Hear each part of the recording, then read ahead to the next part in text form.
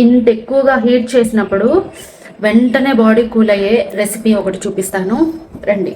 ఎంతో వేడి చేస్తే కానీ కళ్ళల్లో పొగలు, రన్నింగ్ నోసు, స్కిన్ అంతా డ్రై అయిపోయినట్టు అవుతుంది కదా! ఇలా బాగా వేడి చేసినప్పుడు మా అమ్మ మాకు చేసి ఇచ్చే చిన్న రెసిపీని మీకు చెప్తాను. యూజ్ అవుతుంది. ఎప్పుడైనా ట్రై చేయండి. ముందైతే కొంచెం బెల్లం తీసుకొని ఒక గ్లాసున్నర వాటర్ పోసి కొంచెం కరిగించండి. ఈ మధ్య బెల్లంలో నలుసులు, పీచులు వస్తున్నాయి కదా! సో, వడగట్టుకోవడానికనమాట.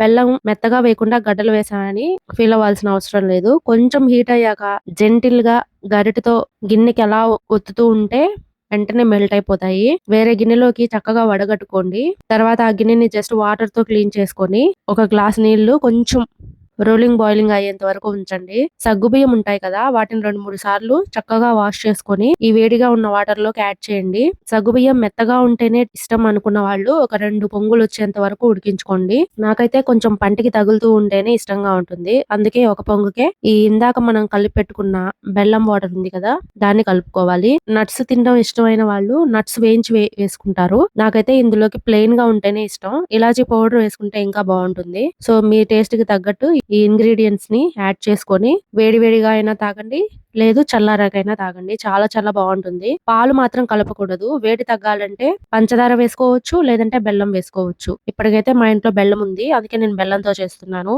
మీకు కావాలంటే పంచదార కూడా యాడ్ చేసుకోవచ్చు. ఒక 2 డేస్ కనుక ఇది కాచుకొని తాగారంటే ఒంట్లో వేడి తగ్గిపోతుంది. మీరు ఎప్పుడైనా ట్రై చేసుంటే ఖచ్చితంగా కామెంట్ చేయండి.